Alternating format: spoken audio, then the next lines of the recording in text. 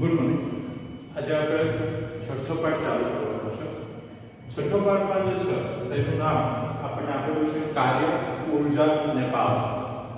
હવે આ પાઠનું નામ ક્લિયર આપણને ખબર પડે છે કે આમાં આપણે શું જોવાનું છે. પહેલું કાર્ય જોવાનું છે, પછી ઉર્જા જોવાનું છે અને પછી પાવર જોવાનું છે. અને બીજા ઘણા એવા નાના ટોપિક જોવાના છે જે એકબીજા સાથે રિલેટ કરે છે. એના નામના આધારે રિલેટ કરે છે. હવે પહેલા આપણે આના વિશે જાણીએ કે કાર્ય, ઉર્જા, પાવર શું છે. એમ તો તમે બધા જાણતા જ છો એના વિશે. 9મા ધોરણની અંદર તમે આ કાર્ય, ઉર્જા અને પાવર વિશે ભણી આવેલા છો. પરંતુ આપણે થોડુંક એનું જોઈ લઈએ પાછું અને તેથી તમને એ યાદ આવે. તો પહેલા આપણે જોઈએ કાર્ય.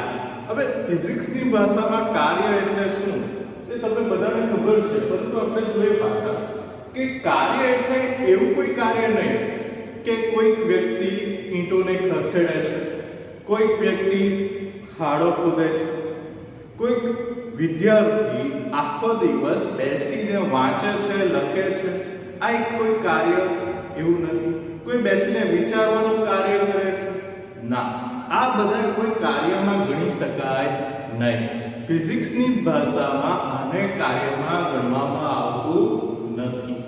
તો કાર્ય એટલે શું ફિઝિક્સની ભાષામાં?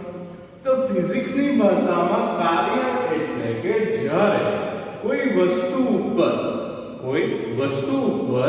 બળ લગાડવામાં આવે, જ્યારે કોઈ વસ્તુ ઉપર બળ લગાડવામાં આવે અને ત્યારે એ વસ્તુનું કોઈ ચોક્કસ દિશામાં સ્થાનાંતર થતું હોય તો એને આપણે કાર્ય થયું એમ કહી શકીએ. સમજ પડે કે લખીએ આપણે કે કાર્ય એટલે શું? તો કાર્ય એટલે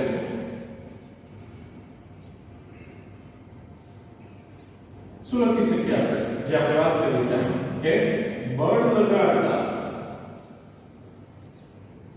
કોઈ ચોક્કસ દિશામાં સ્થાનાંતર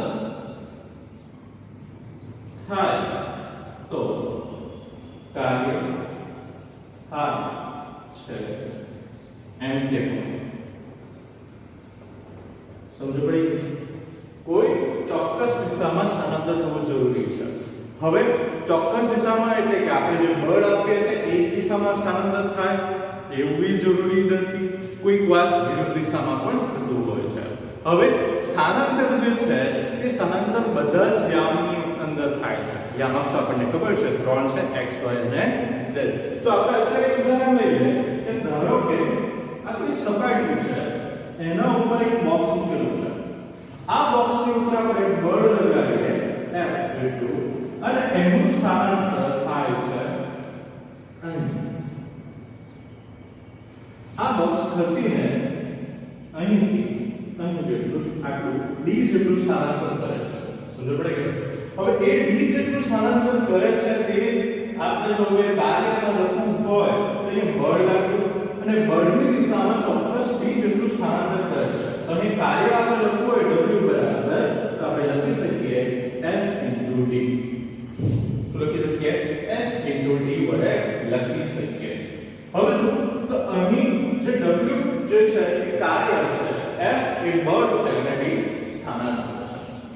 હવે આ જે F એ સદિશ રાશિ છે, d એ સદિશ રાશિ છે. હવે આપણે સદિશ જાણીએ છીએ એટલે આપણે સદિશ વડે દર્શાવવું છે. બરાબર? એટલે આપણે આની વાત કરવાની છે આ વાત.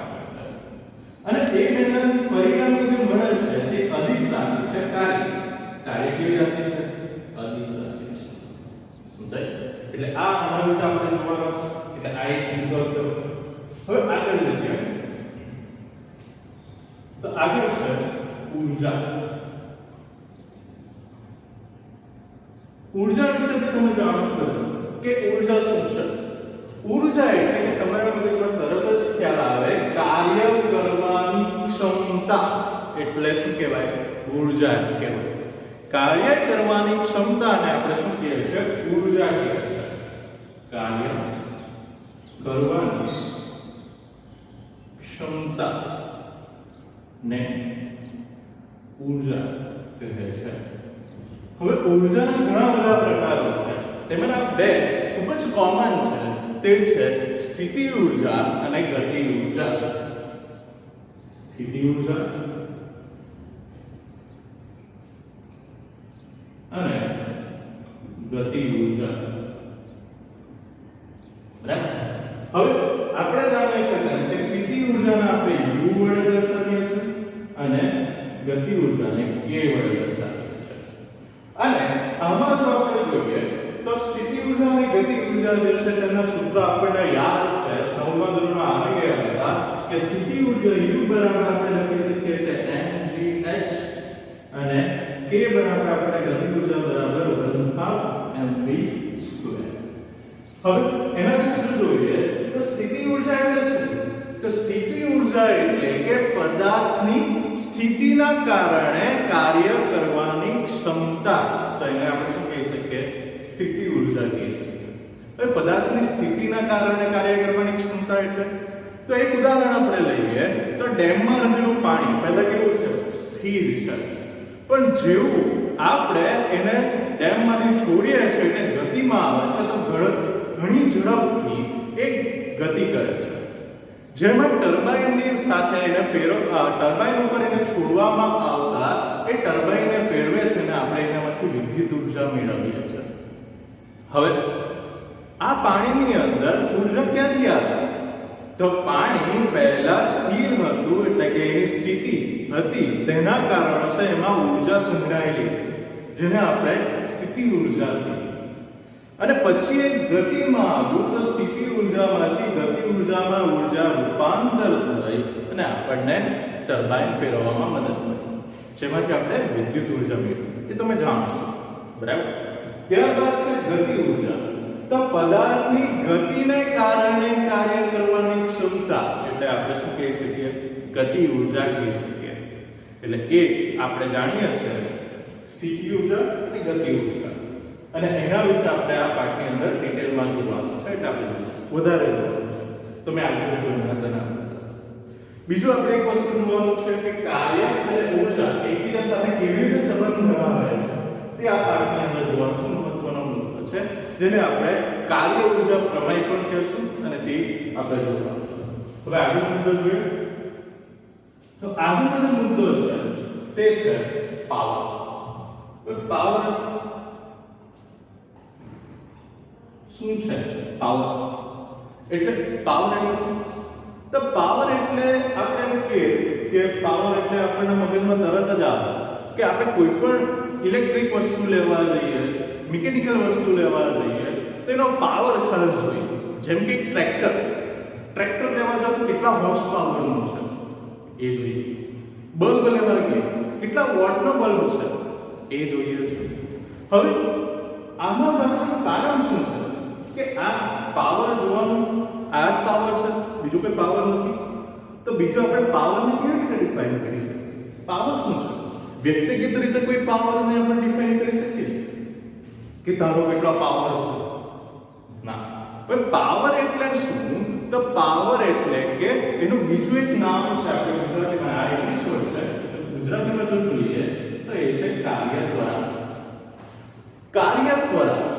કાર્યદ્વારા પાવર શું છે તેની વાત કરીએ તો એ જો આપણે જોઈએ તો એકમ સમયમાં થતા કાર્યને આપણે શું કહીએ છીએ તો પાવર અથવા કાર્યદ્વારા કહીએ. એટલે કે કાર્ય કેટલા સમયગાળામાં થાય છે તેને આપણે શું કહીએ તો પાવર કહીએ છીએ. હવે એ વ્યક્તિગત રીતે જોઈએ તો વ્યક્તિઓ અલગ છે. તેમના આધારે એમની ઊર્જા એટલે કે કાર્ય કરવાની ક્ષમતા પણ અલગ હશે અને એના આધારે પાવર પણ અલગ હશે. પાવર એટલે કે કોઈ એક કામ લઈ લો. ધારો કે આપણે કોઈ કામ વિચારીએ કે એક કામ કોઈ એક વ્યક્તિ 15 મિનિટમાં કરે છે. ઉદાહરણ તરીકે આપણે લઈએ છીએ 15 મિનિટમાં એક વ્યક્તિ કરે છે. બીજું એ વ્યક્તિ બી વ્યક્તિ આપણે એ વ્યક્તિ છે, આ બી વ્યક્તિ છે, તો બીજું વ્યક્તિ એટલે કે બી વ્યક્તિ એ 20 મિનિટમાં કરે છે. તો આના ઉપર આપણે જો પાવરની ચર્ચા કરવાની હોય તો કોનો પાવર વધારે? તો આપણને તરત જ ખબર પડી જાય કે A નો પાવર વધારે છે અને B નો પાવર ઓછો છે. કેમ? તો આનામાં આપણે કેવી રીતે ખબર પડે? તો આને લીધેલો સમય કરતા કેવો છે? ઓછો છે. જેથી આપણે કહી શકીએ કે આનો પાવર વધારે છે, કોનો? A નો પાવર વધારે છે કોના કરતા? B કરતા. સમજાય? એટલે આપણે કાર્ય ને કરવા માટે કેટલો સમયગાળો લીધો છે તેના આધારે ડિફાઇન કરે છે. પાવરનું સૂત્ર શું થશે? તો પાવરનું સૂત્ર આપણે ખબર છે P બરાબર W/T. પાવરના ઘણા બધા એકમો છે. પાવરના ઘણા બધા એકમો કેમ? તો ઘણી બધી વસ્તુઓ સાથે સંકળાયેલું છે. એટલે જેમ કે આપણે બલ્બ લેવા જઈએ તો વોટ, કેટલા વોટનો બલ્બ છે? કેટલા વોટ એટલે વોટ એક એકમ છે. જો વોટ એટલે શું થશે? તો જૂલ પ્રતિ સેકન્ડ. જૂલ ઊર્જા છે અને સમય. બરાબર? એટલે આપણે કેટલા વોટ પ્રતિ વોટ આપણે બલ્બ લઈએ તો કેટલા જૂલ પ્રતિ સેકન્ડ કેટલું વાપરે છે તેને ડિફાઇન કરે છે. પછી બીજો એકમ તો આપણને ખબર છે કે કિલોવોટ બરાબર kWh. આપણા ઘરે જે ઊર્જા આવે છે વિદ્યુત ઊર્જા તેને આપણે કિલોવોટ પર અવર ની ડિફાઇન કરીએ છીએ. કિલોવોટ પર અવર એટલે કે કલાકમાં કેટલા કિલોવોટ એ વાપરે છે. બીજું હોર્સ પાવર HP.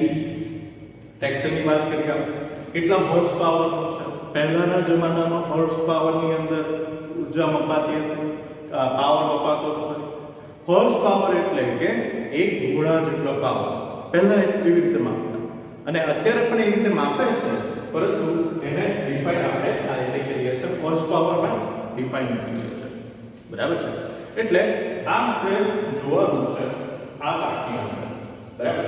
એટલે આ પાઠની અંદર આપણે કાર્ય, ઊર્જા અને પાવર તો મેઈન જોવાનું છે. એની સાથે ઘણા બધા નાના ટોપિક એકબીજા સાથે સંબંધ પણ જોવાનો છે. બરાબર છે? એટલે આ પાઠમાં તે ચાલુ કરવા પહેલા આ પાઠની શરૂઆતમાં અમુક મુદ્દાઓ આપેલા છે જે સદિશને લગતા છે. હવે એની જરૂર શું પડી? તો એની જરૂર એટલા માટે પડે છે કે આપણે જોઈએ છે કે પહેલા આપણને કાર્ય જ્યારે જોયું ત્યારે બે સદિશો છે અને એ બે સદિશોનો આ ડોટ પ્રોડક્ટ આપેલો છે. તમે જોઈ ગયા છો ડોટ પ્રોડક્ટ અને ક્રોસ પ્રોડક્ટ શું છે, અથવા આપણે આગળના વિડિયોમાં આપણે જોવાનું છે. એટલે ડોટ પ્રોડક્ટ અને ક્રોસ પ્રોડક્ટ એટલે કે સદિશ ગુણાકાર અને અદિશ ગુણાકાર આપણે પહેલા સમજવું પડશે કે આ પાઠમાં એનો ઘણો બધો ઉપયોગ છે. એટલે આપણે તેના વિશે આગલા વિડિયોમાં જોઈશું. બરાબર?